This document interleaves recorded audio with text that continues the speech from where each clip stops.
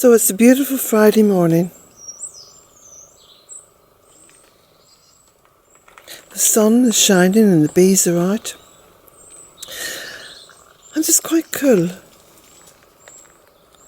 Very distinct autumnal feel to the day. It's the beginning of September. The chives have come back out again and the fennel has started to regrow. So lots of beautiful little fennel tips for salad.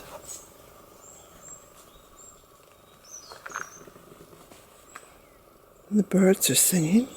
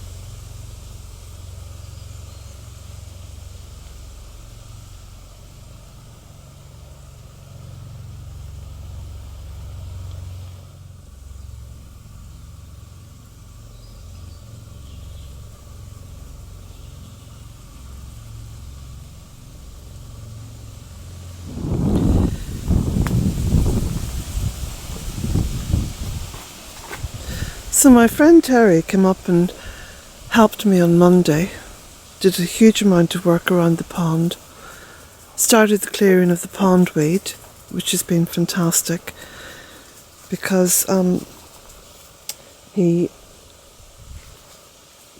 took the pondweed and dumped it around trees. I say dumped, spread it around trees, which is the great way of using all that fertility. So here we have some here, just by this, trying to work out what that tree is. I think it's a willow. Some of these trees have got really huge, especially the willow, which I didn't expect to grow as big, you know, the girth on the trunks, just amazing. So all the logs have been assembled, put together in piles, and then all the sort of brushwood from kind of cleaning down the logs been stacked, habitat piles. Of course, they're wonderful at encouraging the wildlife. And this is beautiful autumn sort of vibe going on now. This has got to be my most cherished time of the year. September, October, coming up towards Samhain, and all the coolness of the air, which I love because I don't do great in heat, and just that anticipation of another season, you know, merging into another season. It's just wonderful. It's that change, I think, that keeps us all very vibrant and sort of just being with Mother Earth. So all this has been cleared just around this pond now. I'll show you. It still looks a bit messy in the pond itself because it'll be a week or two before things settle down, and there's still a lot to do. A lot to do. So this is it at sort of the coming up towards the halfway stage. So you can see all the pondweed piled up and distributed. There's some there, look, and over here. Creating wonderful fertility on the land itself. And now you can see Terry was working up this way and towards the end, and I was working down this way here, and I cleared a bit more last night, cleared over this way. So it's a case of getting in now with the waders and clearing the edges, and doing a lot of pruning, doing a lot of coppicing on the willow around the pond, so that will grow in nice kind of multiple stems next year. So a lot of work done, a lot more to be done, but it's starting to come together.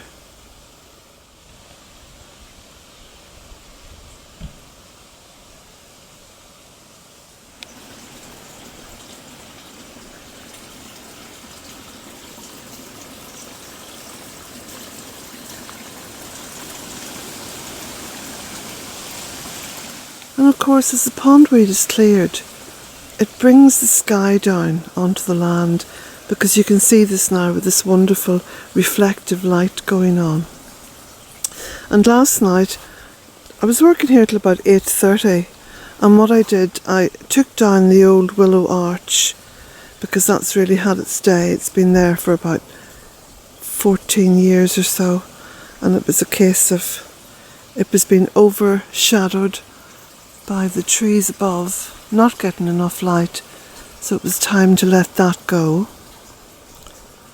But you can see now this space is opening up. I'm going to do some more cutting back here and really open up the space. So as during the winter months, during the dark months, there'll be a lot of light happening around here. And of course, as the Gunera dies back, there'll be more and more of the water then exposed. So it works perfectly well that it gets lots of shade during the summer when it's needed, and then there's lots of light happening during the darker months. It's all about the light and the dark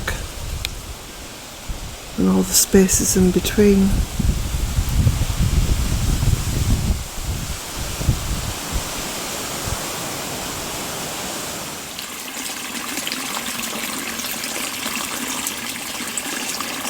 And I found Mr. Toad in all the undergrowth, so I've moved him and his favourite log to the side of the stream.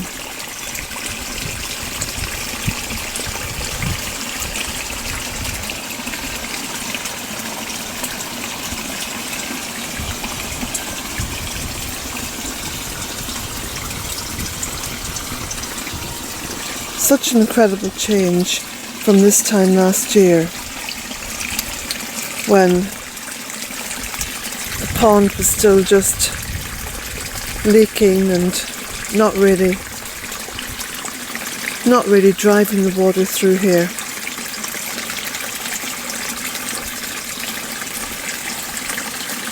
So now all the way through the dark winter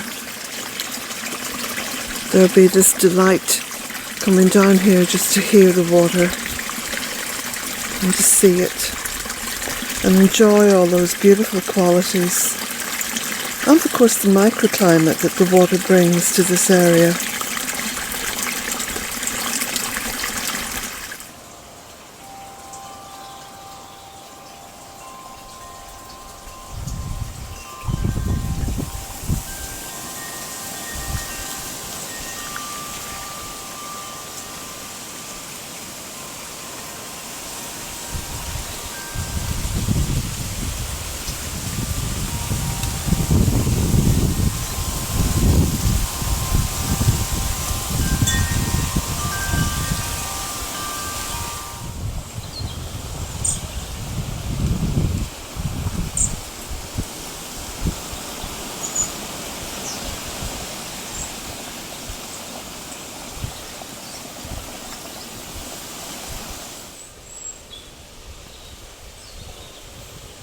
This is just from the other side of the pond, looking across. You can see the depth of this pondweed.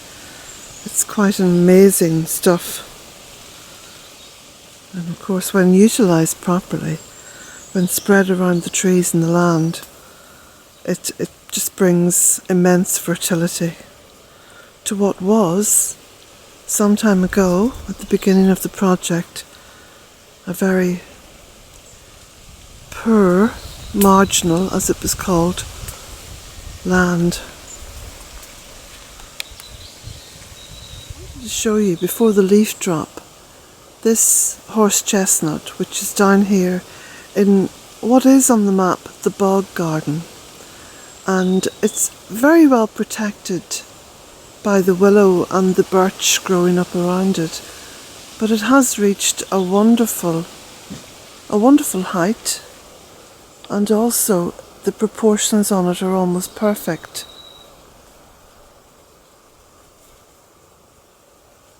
Now there's another, I think 3 or 4 horse chestnuts on the land. But it's nice to stand under this one and just realise that it has endured the storms and is in good shape.